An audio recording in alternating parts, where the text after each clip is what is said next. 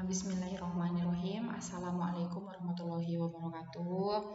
Menindaklanjuti materi yang udah kita pelajari di pertemuan yang sebelumnya. Nah, sekarang Ibu akan melanjutkan materi mengenai posisi titik terhadap sumbu X dan sumbu Y. Ini masih di bab bidang koordinat kartesius ya, jadi melanjutkan materi yang kemarin. Nah, materi menentukan posisi titik terhadap sumbu X dan sumbu Y itu kita dapat artikan sebagai menentukan jarak titik terhadap sumbu X dan juga sumbu Y. Nah, kata kuncinya kalian harus ingat kalau jarak itu selalu bernilai positif. Jarak selalu bernilai positif. Ingat itu ya. Nah, ada sebetulnya caranya yang jauh lebih cepat ketimbang harus digambar.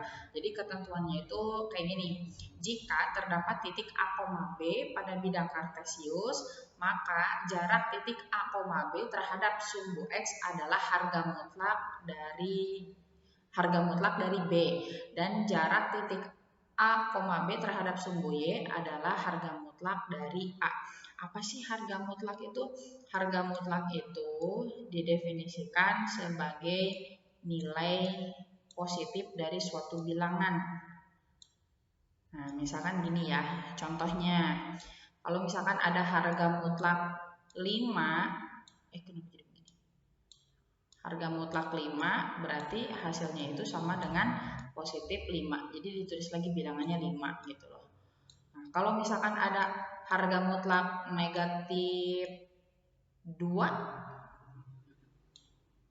kalau harga mutlak negatif 2 berarti hasilnya itu sama dengan positif 2.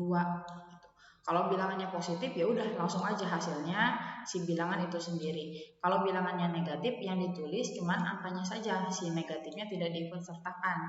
Contoh lainnya misalkan harga mutlak negatif 1 berarti ya hasilnya sama dengan 1 gitu. Jadi ini untuk cara cepatnya aja menentukan posisi titik terhadap sumbu X dan sumbu Y. Nah, kemudian kalian perhatikan lagi nih, kalau titiknya A, B, jarak terhadap sumbu X adalah harga mutlak dari B. Itu sama dengan nilai ordinat pada titiknya, tapi harga mutlaknya alias nilai positifnya. Nah, kalau misalkan jarak terhadap sumbu Y, justru nilainya itu sama dengan nilai absisnya, tapi diambil positifnya gitu kalau pakai rumus.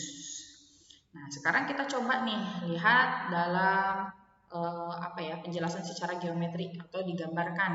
Nah, misalkan di sini Ibu punya 4 titik. Ada titik A yang koordinatnya adalah ini koordinatnya itu 2,1. Tertulis di sini. Kemudian ada titik B, koordinatnya negatif 4,3, ada titik C, negatif 5, negatif 7, dan ada titik D yang koordinatnya 8, negatif 6. Kalau ditinjau dari gambar, cara menentukan jarak titik terhadap sumbu X dan sumbu Y atau posisi titik terhadap sumbu X dan sumbu Y itu tinggal kita perhatikan aja gini. Contoh ya, Ibu contohkan untuk yang titik A. Titik A itu koordinatnya 2,1, X-nya 2, Y-nya 1. Kalau misalkan pakai rumus, berarti jarak terhadap sumbu X-nya tadi kan sama dengan nilai ordinatnya ya.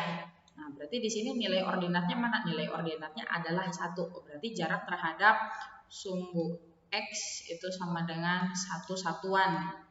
Kalau jarak terhadap sumbu Y, nah jarak terhadap sumbu Y berarti kan sama dengan nilai absisnya. Nilai absisnya di sini sama dengan 2. Oh, berarti jaraknya adalah 2 satuan. Nah, sekarang kita coba perhatikan ke gambar. Mana sih sumbu X? Sumbu X itu kan sumbu mendatar nih. Nah, kalau sumbu Y berarti kan sumbu vertikal atau tegak. Kalau kita perhatikan titik A, si titik A itu bukan dibandingkan, maksudnya dilihat jaraknya terhadap sumbu X, itu kan hanya ini saja nih. Nah, hanya terletak satu satuan dari sumbu X. Cocok kan? Jawabannya sama kalau misalkan pakai rumus. Nah, kemudian coba juga perhatikan titik A terhadap sumbu Y. Nah, ini kan si sumbu Y-nya nih. Berapa satuan ini? 1, 2 satuan. Nah, kalau misalkan pakai rumus juga hasilnya ternyata 2 satuan. Jadi mau pakai rumus ataupun kalian gambarkan terlebih dahulu, pasti hasilnya akan sama. Gitu. Ya, kita coba lagi, misalkan untuk titik B. Titik B koordinatnya negatif 4,3. Kita lihat jarak terhadap sumbu X. Jarak terhadap sumbu X-nya kalau pakai rumus berarti kan harga mutlak dari nilai ordinat. Nah, di sini nilai ordinatnya berapa? Nilai ordinatnya adalah 3. Kalau misalkan jarak untuk sumbu Y, nah jarak untuk sumbu Y itu sama dengan nilai absisnya. Nah, di sini nilai absisnya berapa? Negatif 4.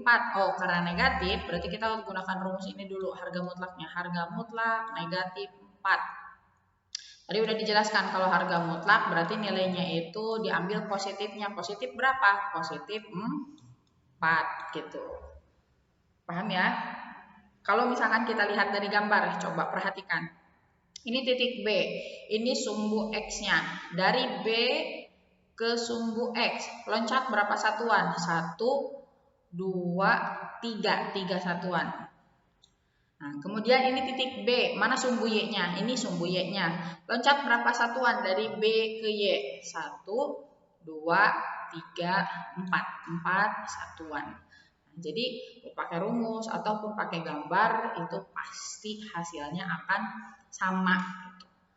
Kita contohkan lain ya, yang lain lagi nih. Misalkan satu lagi yang C aja. Titik C koordinatnya negatif 5,7.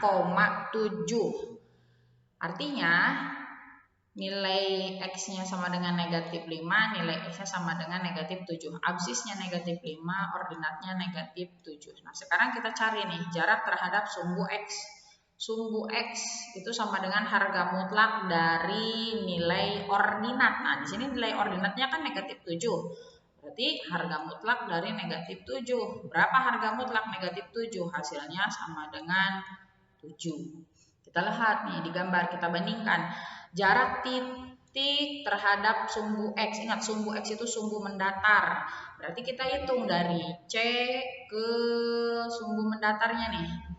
1, 2, 3, 4, 5, 6, 7. Nih, ini kan di sini udah ada keterangannya 7 satuan. Sama kan? Terus kalau misalkan dicarinya sumbu Y, jarak titik terhadap sumbu Y, nah itu sama dengan apa? Harga mutlak dari absisnya, yaitu harga mutlak negatif 5. Nah, harga mutlak negatif 5 itu berapa? Sama dengan positif 5. Kita coba nih, kita hitung.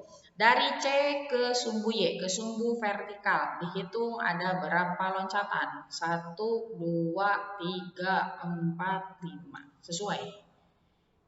Jadi kalian mau menggambar dulu boleh, kalau misalkan nggak mau menggambar, mau langsung pakai rumus juga boleh. Asal jangan sampai tertukar. Ingat, jarak terhadap sumbu X itu harga mutlak dari ordinat titik, sementara jarak terhadap sumbu Y adalah harga mutlak dari absis pada titik. Materinya sedikit kan? Nah, sekarang Ibu kasih nih 5 soal untuk kalian coba kerjakan di rumah. Tentukan posisi titik-titik berikut terhadap sumbu X dan sumbu Y. Bu, ngerjainnya gimana nih? Apakah harus digambar atau pakai rumus?